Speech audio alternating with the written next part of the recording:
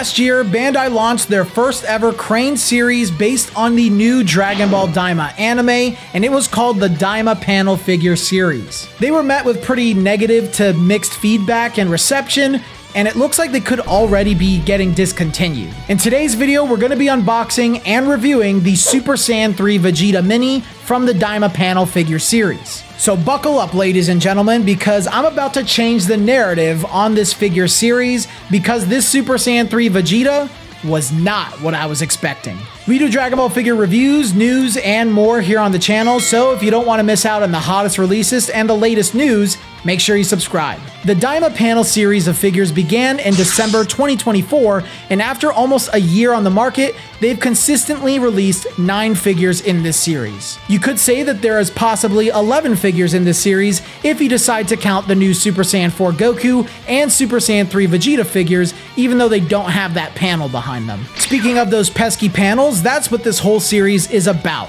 It's a Dragon Ball Daima character on a base with a panel of one of the most beautiful landscapes from the Daima anime. This Super Saiyan 3 Vegeta Mini released in June 2025 within Japan. Before we dive into the details of the figure, here is every side of Vegeta's box. The most important part, obviously, is the top with the Toei animation sticker, which is the sticker of authenticity for the figure. Vegeta's sculpt comes whole, and he also comes with a base, a stand to connect him to the base, and of course, his panel. The panel's background is based on the second demon realm from the anime that resembles Planet Namek. That's also where Vegeta reveals Super Saiyan 3 and defeats Tamagami number 2. Vegeta's based on the moment he does that epic Gallic gun at the climax of the battle. I find Vegeta's face to be really well done. I love his expression, and I think his sculptor and painter, whoever they were, did a great job in accentuating his features. I actually never noticed how bad the Master Lee's face is in comparison until I got them both in person. I don't hate the Master Lee's, but I think seeing this figure compared to it really showed a lot of its issues. The Daima panel Vegeta's hair is much better. You can see all of his spikes are really pronounced and have some extra lines paved into it to make them look really detailed. Obviously, having him in the Galagun pose is amazing, but I also think the build of his body looks better than any of the Vegeta minifigures that we've seen so far. His Daima panel, while a great reference and setting, comes across as more distracting than beneficial to the impact of the figure. It's big, the quality of the image is kind of blurry to me, and it feels cheap. I think a good alternative to displaying him is not using the panel and just leaving that part in the box. The figure looks a lot cleaner just being on his base. I also love Vegeta's colors. His hair has somewhat of a whitish blonde coloring to it, which is a great color for Super Saiyan hair. At least I think so.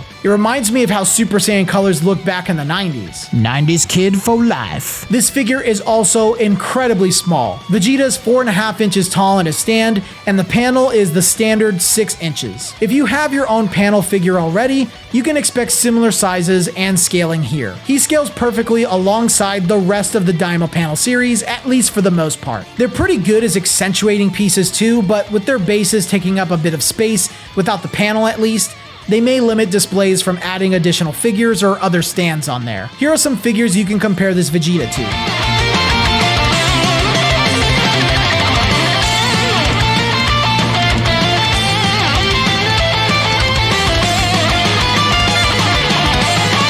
Vegeta's overseas release is listed at about $26.99 US and sold via Crane Games in Japan. He's pretty affordable, but if you'd like to import him for like-in-kind prices so you don't have to wait, I'd recommend today's sponsor, Kamehouse Collectibles. Have you been looking for the best place to buy the latest and greatest Dragon Ball figures? Then why not check out Kamehouse Collectibles? They have all of the latest Dragon Ball releases from Ichiban Kuji, GX Materia, Solid Edge Works, and so much more. They're based in Canada, but they also ship to the United States with just a $10 flat fee shipping rate. They're a great service and team. I've already included them in my regular rotation of places to buy Dragon Ball figures, so make sure you check them out via the link in my description.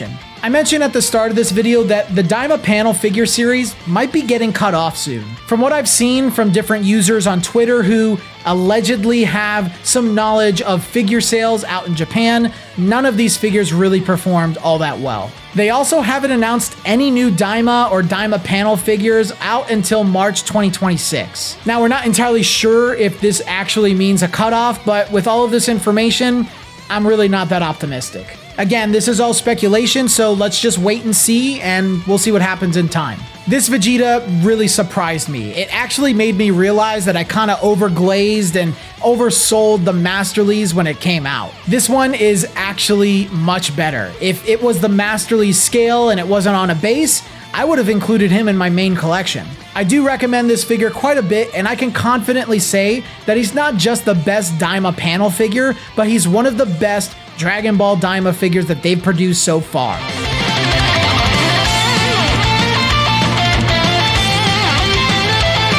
But those are my thoughts, guys. Please let me know your thoughts down in the comment section below. If you made it this far and you enjoyed the video, then please subscribe, leave a like, and let me know your thoughts. Let's have a conversation about Daima, about Vegeta, whatever you want to do down in the comment section. Let's just chat.